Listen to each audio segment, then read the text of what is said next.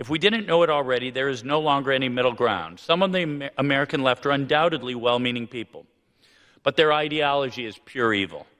They hate the good, the truth, and the beautiful, and embrace the evil, the false, and the ugly. And they literally will kill those with whom they disagree. Continuing our coverage of the fallout and reactions to the brutal assassination of Charlie Kirk, in previous videos we looked at the Democratic reaction, the Fox News reaction, and in this video I want to focus on the MAGA Republican reaction in general, specifically the people in power and with power, MAGA Republican lawmakers and major MAGA influencers like Libs of TikTok. Because as you can see here in a screenshot, which is comprised of screenshots provided by Midas Touch, there are some genuinely unhinged and dangerous, violently aggressive reactions from prominent MAGA players, and that is only making things worse. And I'm sorry, but we have to talk about it because these are the people in power. But before we unpack all that, if you end up liking this video and you want to support the channel, please be sure to hit the like, subscribe, and alert bells before you go.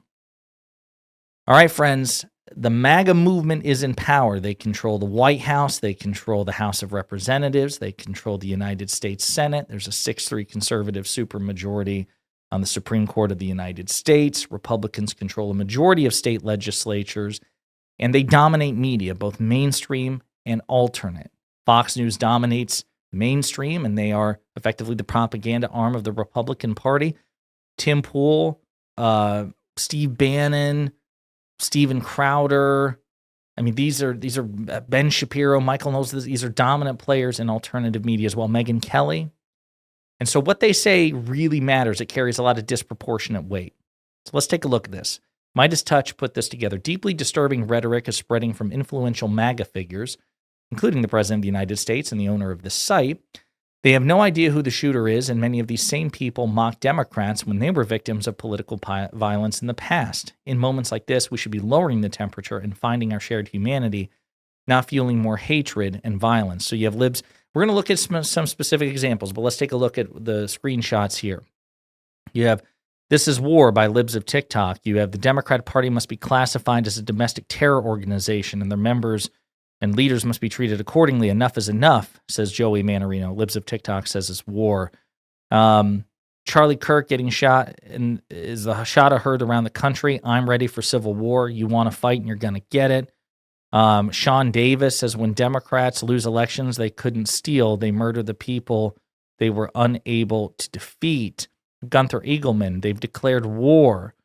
You got Elon Musk saying the left is the party of evil. You've got some crazy stuff from Laura Loomer as well. We'll take a look at this, but this is just like almost like a quilt, a collage of some of the unhinged initial responses. So let's go through this. Anna Paulina Luna, a MAGA Republican congresswoman, says, "You are the hate." Anna Paulina Luna unloads on liberals and corrupt media after Kirk shooting. She says, "I am done with the rhetoric this rotten house and corrupt media has caused. Every damn one of you who called us fascists did this. You were too busy doping up kids, cutting off their genitals, inciting racial violence by supporting orgs that exploit minorities, protecting criminals, and stirring hate. You are the hate you claim to fight. Your words caused this. Your hate caused this. Charlie, his family, those kids, no one deserved this. Enough is enough." I would say pretty inaccurate response, not very accurate at all, and yet they're running with it. You got a clip here of MAGA Republican Congresswoman Nancy Mace, and here's what's interesting. She tries to make the case that liberals and progressives are responsible for this, and then a reporter asks her a question, tests her logic, and she loses her shit. I'm going to say this. Democrats own what happened today. I am devastated. My kids have called panicking. All the kids of every conservative in the country call panicking. Just because you speak your mind on an issue doesn't mean you get shot. Then by that logic, do Republicans own the shooting of the 2 Democratic lawmakers in Minnesota? Isn't this on both sides? Are you kidding me? No, I'm asking We you a don't serious know what question. condition Charlie Kirk is in right now. Some raging leftist lunatic put a bullet through his neck, and you want to talk about Republicans right now? No. No, I'm asking not at all. You said the Democrats no, have owned it too. But Democrats own this. But isn't there a problem with political violence across the spectrum? Yeah, we're talking about Charlie Kirk right now. That's the subject of this that we're talking about right now. Right. So, I typically don't cover Nancy Mace these days because she's unhinged and stupid and constantly seeks attentions. But I just want to point out that that was a perfectly reasonable question. If the left owns what happens to Charlie Kirk, by that logic, then Republicans own violence against left-wingers and liberals, progressives, and Democrats, right? Again, one standard for both parties. She knows that she can't win that particular debate, that her logic can be effortlessly used against her. And so she has a meltdown instead. So maybe just don't say that. Maybe just don't cast aspersions. Again, the shooter hasn't even been identified. It's fair, I think, it's reasonable to assume that this is probably a political assassination. And if I had to bet, I assume it would be somebody with a more left-leaning perspective. But again, we don't know that to be sure. So you are painting with a broad brush and you don't like it when that's being used against you. But again, you see the reaction there. They own it. I don't want to hear your apologies. This is all your fault. Not good. We have Bob Onder, and he gave these remarks earlier today. This was just a few hours ago. Listen to what he says on the floor of the House of Representatives. Well, what for us? Well, everything has changed.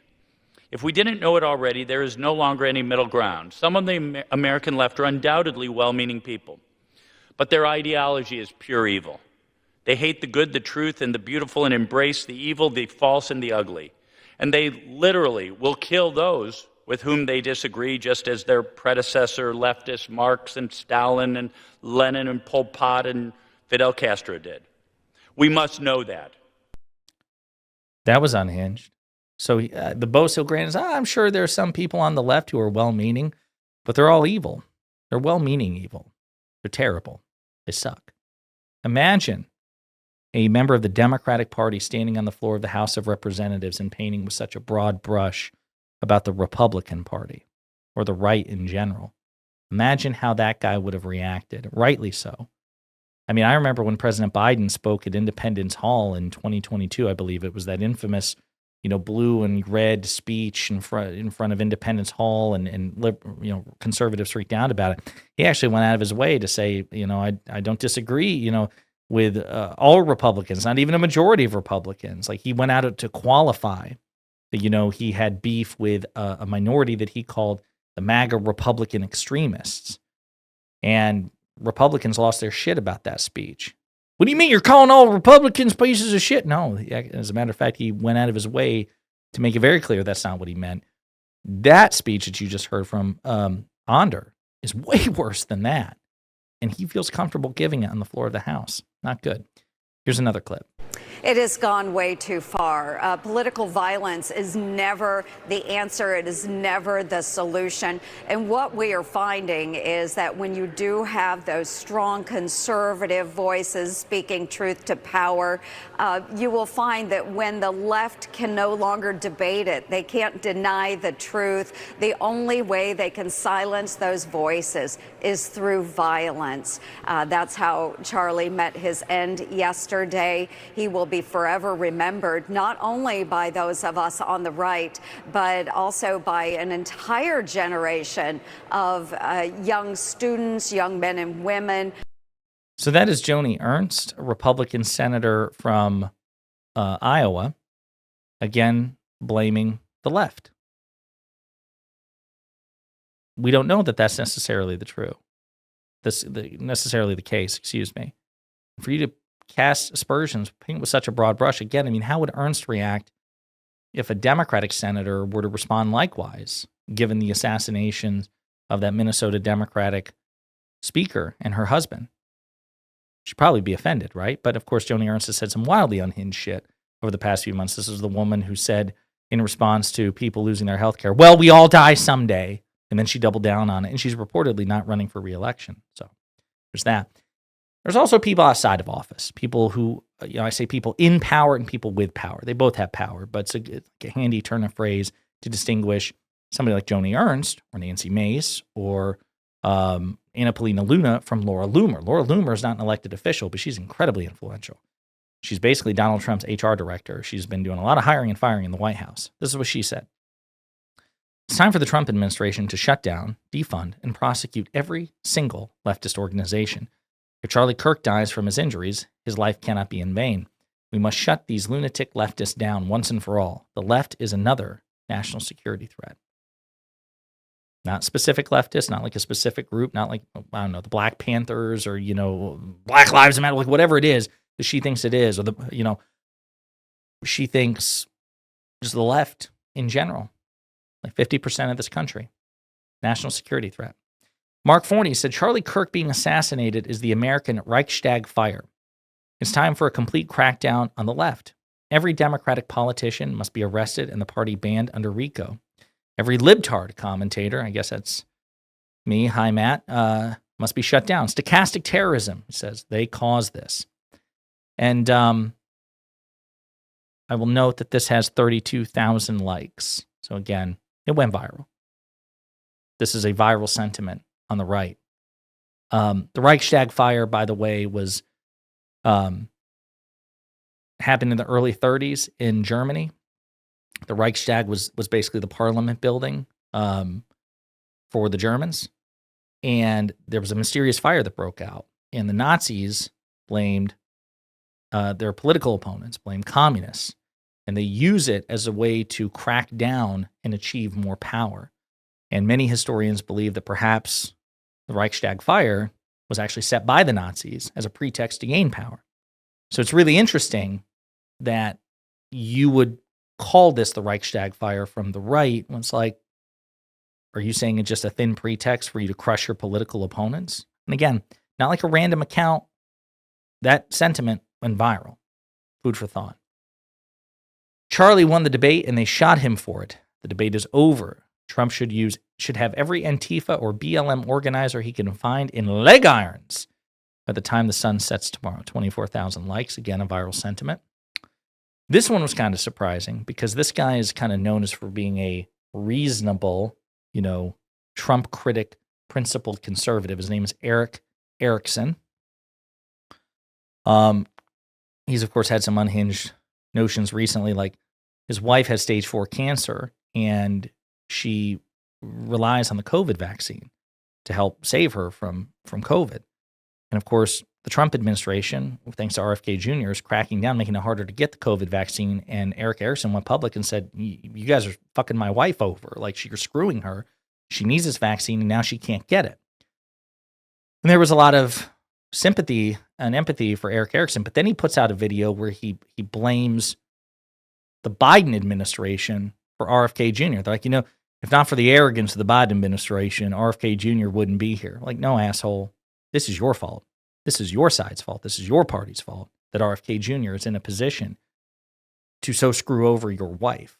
Now, you're probably feeling guilty knowing that your side caused this, your party caused this, and Democrats are blameless with RFK Jr. So again, he feels sometimes the need to show his conservative bona fides by blaming the left, and he does it here too. He says, yes, there have been some right-wing nuts who have committed violence against the left, but this is not a both sides issue.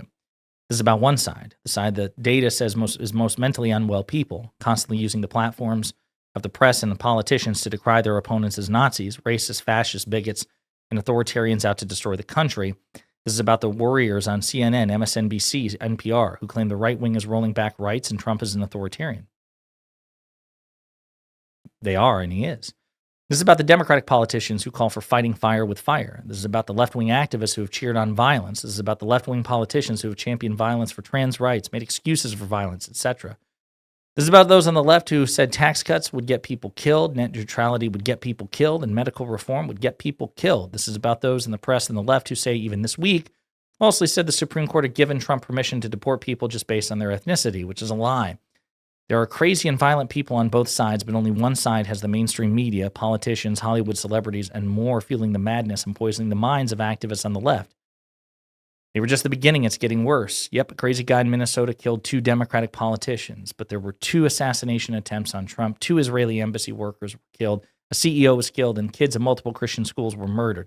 Do we really have to keep a body count for both sides? How about stop convincing progressive activists who already say they're suffering from despair and turning to violence as a way to stop their political opponents? Again, pushback in the comments, terrible post. And, it was debunked at one point with statistics. Again, the fact of the matter is right-wing violence is more prevalent than left-wing violence, but left-wing violence absolutely happens. And this may be the case for Charlie Kirk, that he was a victim of left-wing violence. That to me seems the most plausible explanation. But again, we don't know for sure, so we should probably not commit ourselves to such rigid sentiments.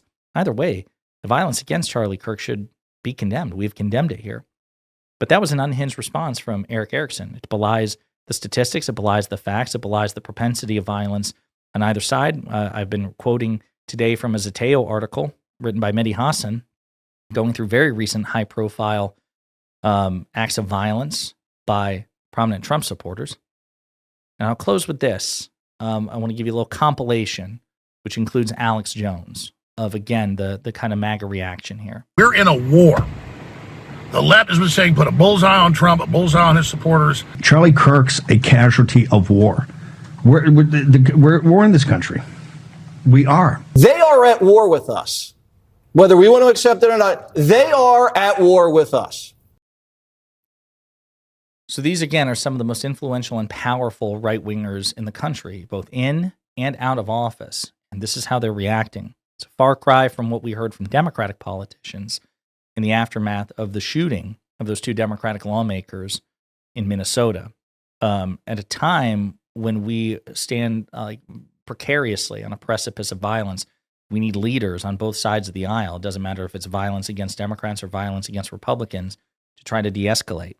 And instead of what we're seeing is almost like this fervent zeal from prominent right-wing politicians and influencers who instead rush towards it, to use it as a pretext to crack down on their opponents. Very dark indeed. In the meantime, let me know what you think in the comments.